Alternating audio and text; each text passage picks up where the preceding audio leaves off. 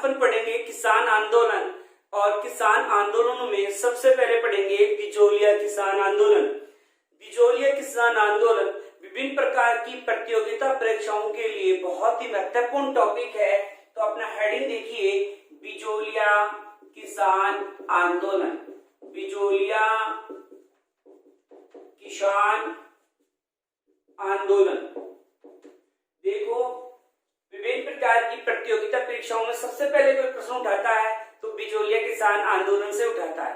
तो यहाँ देखिए बिजोलिया किसान आंदोलन। सबसे पहले बिजोलिया नामक स्थान कहाँ है? तो बिजोलिया नामक स्थान आपके भीलवाड़ा जिले में है। यहाँ भीलवाड़ा में बिजोलिया है। एक प्रश्न आता है, बिजोलिया ठिकाने की स्थापना किसने की है? अशोक परमार ने। बिजोलिया ठिकाने की स्थापना किसने की? तो ये स्थापना जो की है अशोक परमार ने की। अशोक परमार। अब देखिए अशोक परमार कौन है?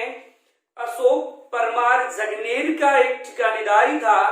जगनेर कहाँ है? भरतपुर में है था। आजकल जगनेर नामक जो स्थान पड़ता है वो उत्तर प्रदेश में है। तो ये कहाँ का था? जगनेर का था। जगनेर पहले कहाँ था? तो भरतपुर में था, लेकिन वर्तमान में स्थान उत्तर प्रदेश में है। इस अशोक परमार ने किया क्या था?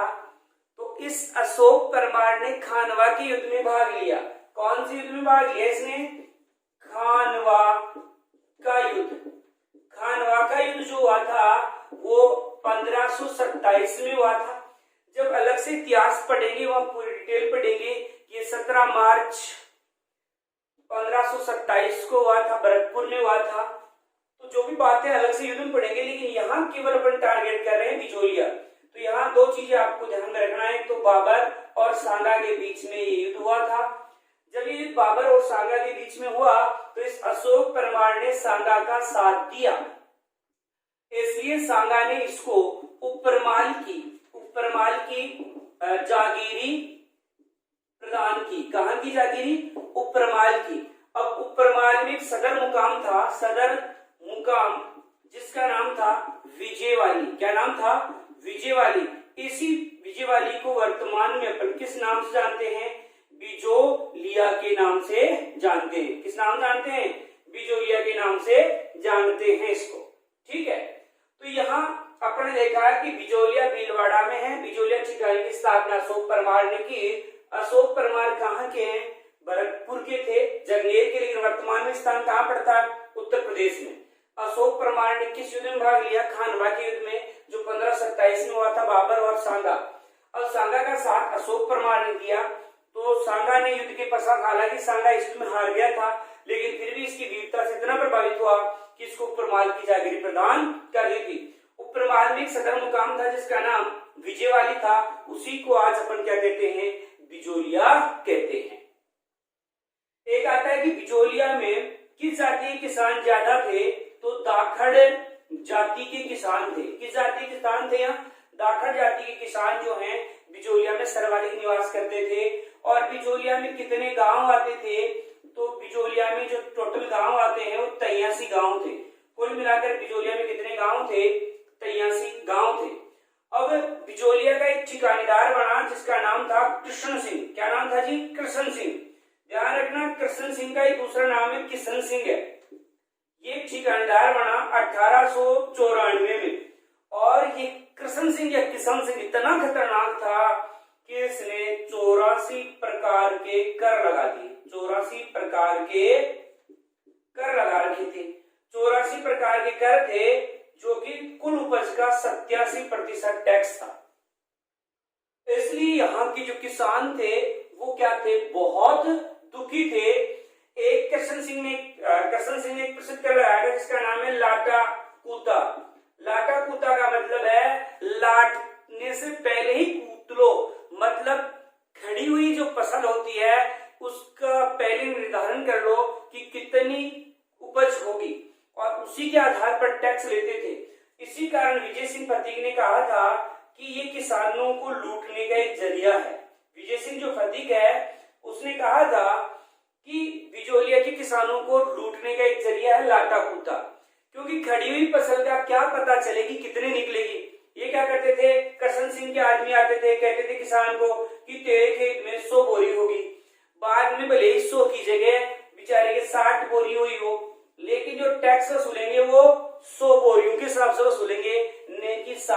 हिसाब से वसूलेंगे।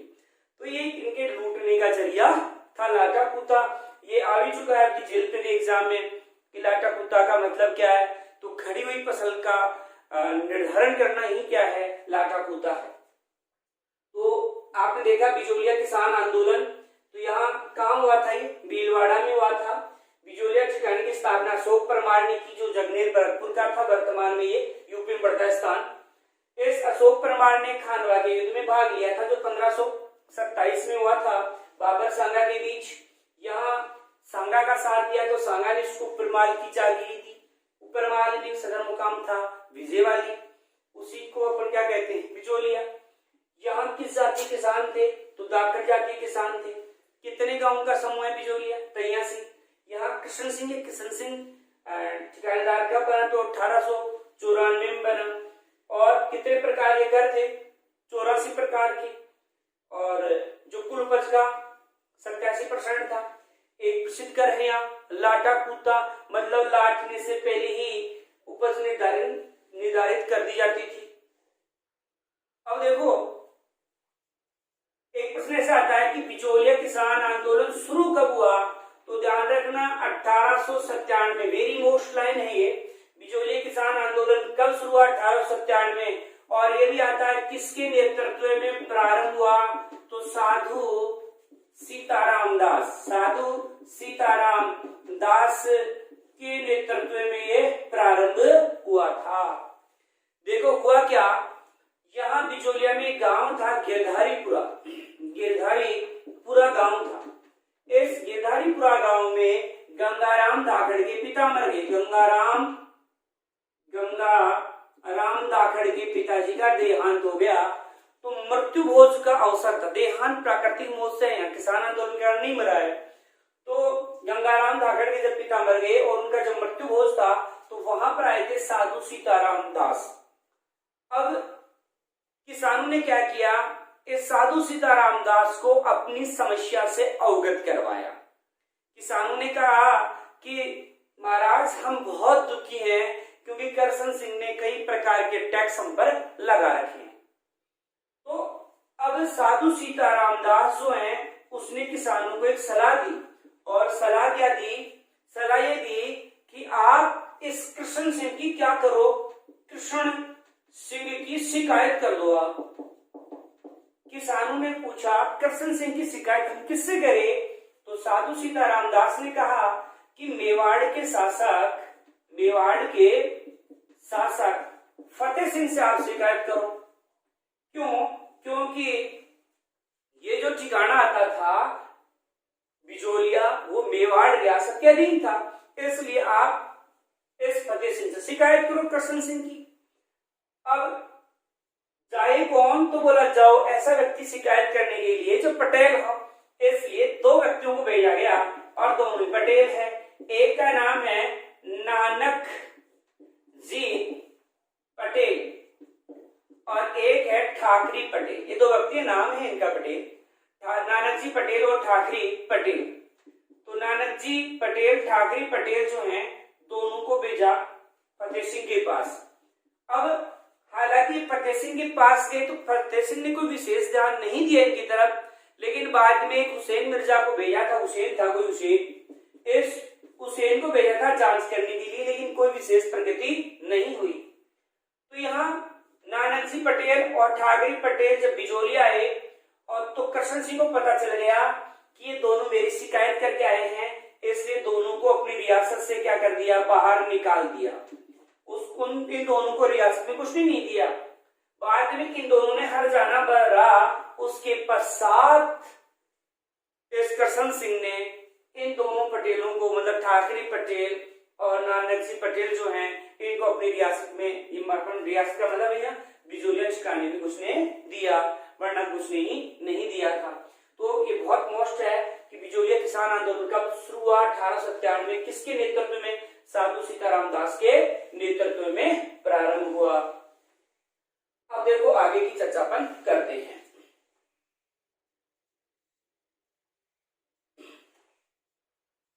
इस कृष्ण सिंह ने एक कर और लगा दिया, और वो कौन सा कर लगाया, चौमरी कर और लगा दिया। याद रखना 1903 में लगाया है। चमरी कर का अर्थ क्या होता है ये भी पूछा हुआ है। तो पुत्री के विवाह में 5 रुपए का शुल्क लगाया था। पुत्री के विवाह में 5 रुपए का शुल्क लगाया था इसने। मतलब कृष्ण सिंह ने कहा कि कोई किसान अपनी पुत्री का विवाह करेगा तो टैक्स देगा कितने रुपए? 5 रुपए। अब 1903 में 5 रुपए की वैल्यू बहुत अधिक थी। उस जमाने में 5 रुपए की वैल्यू थी। आज तो 5 रुपए में क्या आता है? आने को तो बहुत कुछ आता है, पार्ले जी आता है, लेकिन यहाँ देखो उस जमाने में 5 रुपए की वैल्यू बहुत अधिक थी। अब किसान इस स्थिति में नहीं थे कि वो अपनी पुत्री के विवाह में 5 रुपए टैक्स के रूप में जमा करवा सके। तो किसानों ने निर्णय लिया, क्योंकि उस समय बिचौलिया में लगभग 200 लड़कियां विवाह योग्य थी, कि इन लड़कियों को ले चलो और कृष्ण सिंह के पास जाएंगे और उनका विरोध करेंगे और टैक्स वापस लेने की, चमड़ी कर बंद करने की मतलब उनको कहेंगे। तो 200 लड़कियों को ले गए, वहां जाकर के लड़कियों को बिठा लिया, खुद बैठ गए। कृष्ण सिंह ने पूछा, अरे कैसे आए हो? तो किसान ने कहा कि महाराज हम पुत्री के विवाह में 5 रुपए देने के समर्थ नहीं, हम नहीं दे सकते। कृष्ण सिंह ने कहा कि कोई बात नहीं है, अगर 5 रुपए नहीं दे सकते टैक्स के रूप में तो आप ऐसा करो, अपनी लड़कियों को बेच दो। अब जब आपको आमदनी होगी तब मुझे 5 रुपए दे देना। इतनी बड़ी बात कह दी। कहने का मतलब कृष्ण सिंह ने कहा कि मुझे कोई मतलब नहीं है आपके पास 5 रुपए है कि नहीं है, मुझे तो चाहिए। आप अपनी लड़कियों को कंवारी रखो, शादी करो, बेचो, कुछ भी करो, मुझे तो 5 रुपए चाहिए ही चाहिए।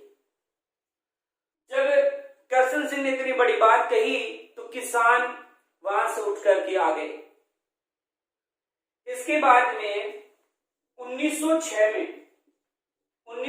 में कृष्ण सिंह की क्या हो गई? मृत्यु हो गई। अब इतना खतरनाक आदमी जिसने जनता पर इतने प्रकार के टैक्स लगा रखे हो, क्या ऐसे आदमी की संतान होगी? नहीं ना।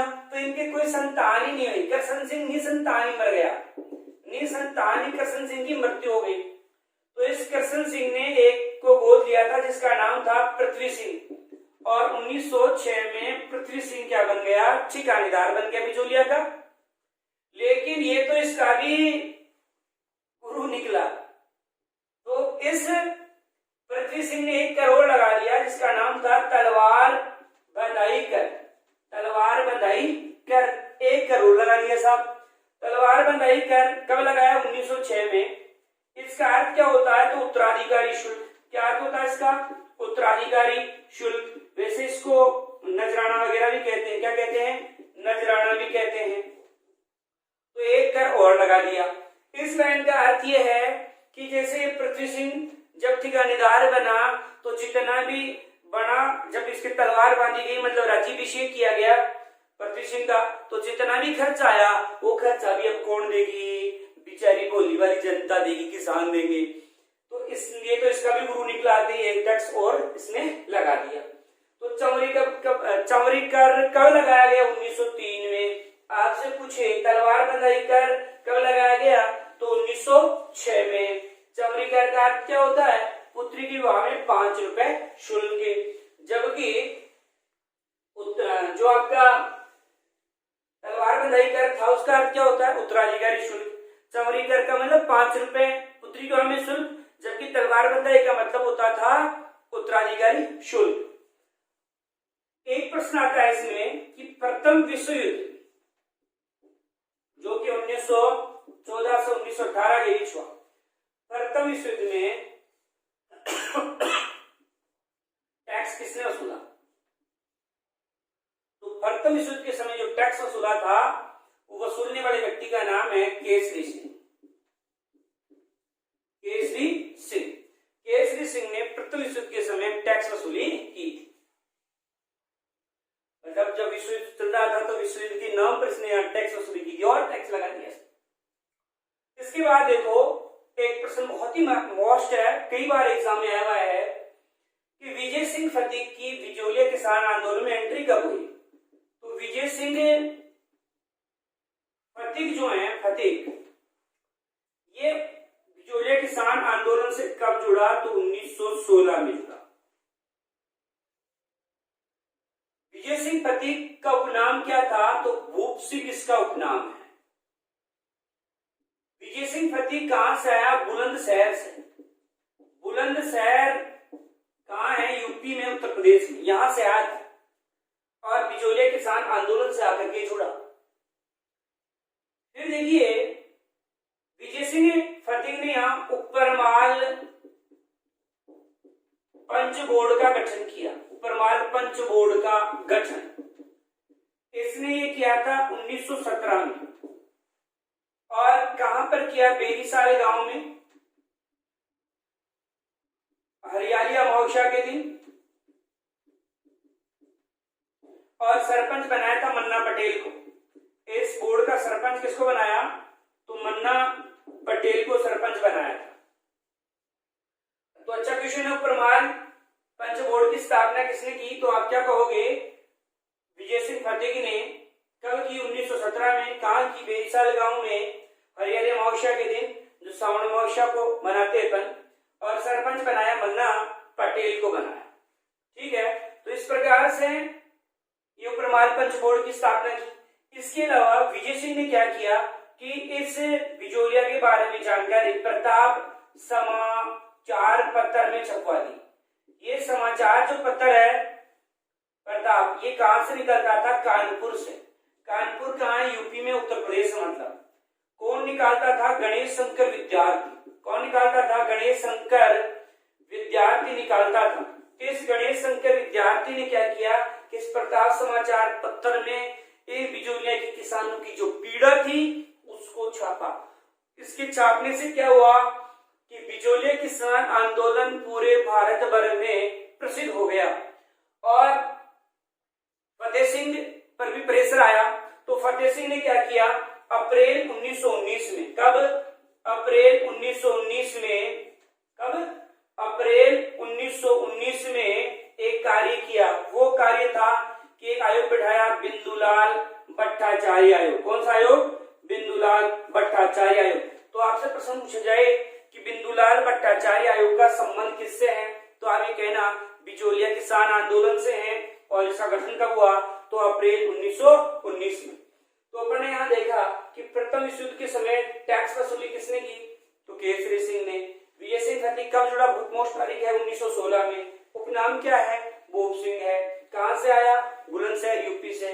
कौन सा समाज किसका गठन किया? उपरमाल पंच बोर्ड का। कब किया? 1917 में।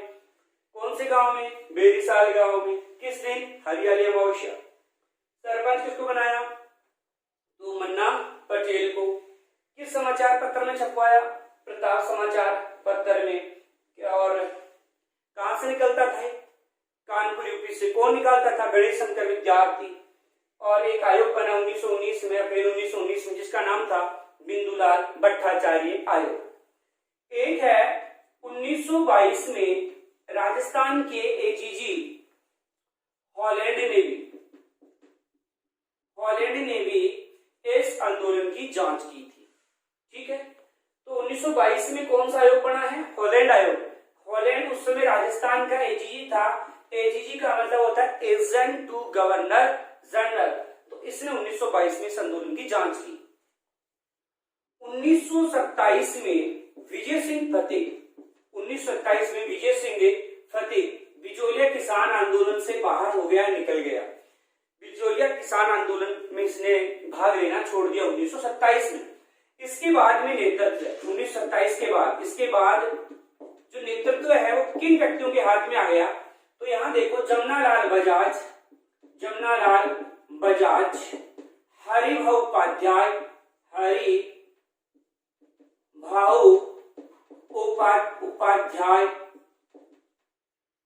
रामनारायण चौधरी और एक था माणिक्यलाल वर्मा।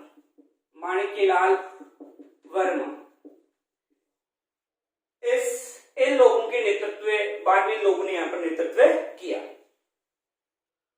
इस आंदोलन का अंत कब हुआ? तो इस आंदोलन का जो अंत हुआ 1941 में हुआ, जब माणिक्यलाल वर्मा, माणिक्य लाल वर्मा, और मेवाड़ का जो प्रधानमंत्री था सर टी विजय राघवाचार्य, इन दोनों के मध्य समझौता हुआ था 1941 में। माणिक्यलाल वर्मा और सर टी विजय राघवाचार्य, इन दोनों के मध्य जब समझौता हुआ तब ये किसान आंदोलन समाप्त हुआ। हालांकि सर टी विजय राघवाचार्य ने अंतिम समाधान के लिए मोहन सिंह ने कोई मेहता थे, उनको यहाँ पर जांच के लिए भेजा था। अब देखो, अपने देखा था कि आंदोलन 1897 में शुरू हुआ और 1941 में कंप्लीट हो रहा है। मतलब ये आंदोलन कितने साल चला? 44 साल। इसलिए आप कह सकते हो कि सबसे लंबा किसान आंदोलन, सबसे लंबा किसान आंदोलन जो है बिजोलिया किसान आंदोलन। बहुत महत्वपूर्ण क्वेश्चन है कि सबसे लंबा किसान आंदोलन, तो आप क्या कहोगे? सबसे लंबा भारत का ही है, भारत का सबसे लंबा किसान आंदोलन है बिजोलिया किसान आंदोलन। 44 साल चला, 1897 से लेकर 1941 तक चला। तो 1922 में किसने जांच की? हॉलैंड आयोग ने। विजय सिंह फतीक कब हट गया? 27 में। बाद में नेतृत्व किनके हाथों में आ गया? तो आपने देखा कि हरिभाऊ उपाध्याय है, जमुनालाल बजाज है, माणिक्यलाल वर्मा है, रामनारायण चौधरी, इनके नेतृत्व में आ गए। इस आंदोलन का अंत कब हुआ? तो 1941 में हुआ। किनके मध्य समझौता हुआ? माणिक्यलाल वर्मा और सर टी विजय राघवाचार्य। सर टी विजय राघवाचार्य कौन थे? मेवाड़ के उस समय प्रधानमंत्री थे। इन्होंने किसको भेजा था? तो मोहन सिंह मेहता को समाधान के भेजा था। कितने साल चला? 44 साल चला, जो सबसे लंबा किसान आंदोलन। एक प्रश्न आता है, सभी किसान आंदोलन का जनक, सभी किसान आंदोलनों का जनक, तो सभी किसान आंदोलन का जनक कौन सा किसान आंदोलन है?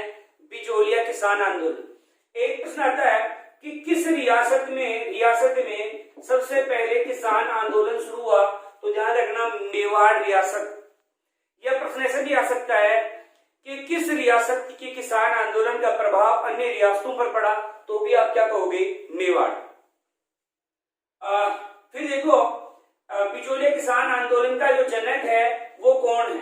तो ध्यान रखना, जो मुख्य रूप से जनक माना गया है वो माना गया है विजय सिंह फतीक को, क्योंकि संपूर्ण भारत में जो प्रसिद्धि दिलाई है विजय सिंह फतीक ने।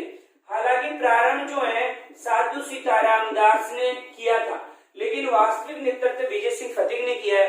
हालांकि राजस्थान में कभी ऑप्शन आए और विजय सिंह फतीक ऑप्शन में नहीं किसान आंदोलन के जनक में, उस कंडीशन में आप साधु सीताराम दास करना।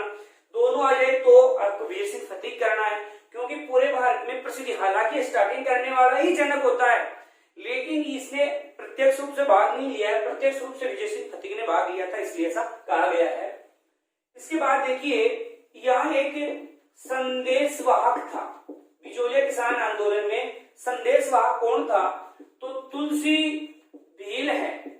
ये संदेशवाहक का कार्य करता था, एक स्थान से दूसरे स्थान पर संदेश। ये 24 घंटे में 70 मील पैदल चलता था।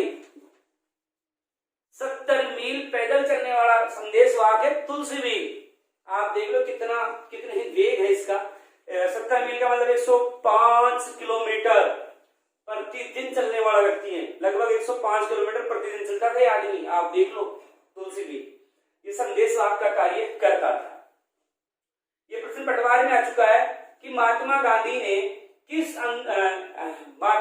ने कांग्रेस के किस अधिवेशन में बिजोलिया किसान आंदोलन का समर्थन किया? तो नागपुर अधिवेशन में। नागपुर अधिवेशन कब हुआ? तो 1920 में हुआ था। इसमें गांधी जी ने, क्योंकि ये किसान आंदोलन अहिंसात्मक था। कैसा था? अहिंसात्मक किसान आंदोलन था।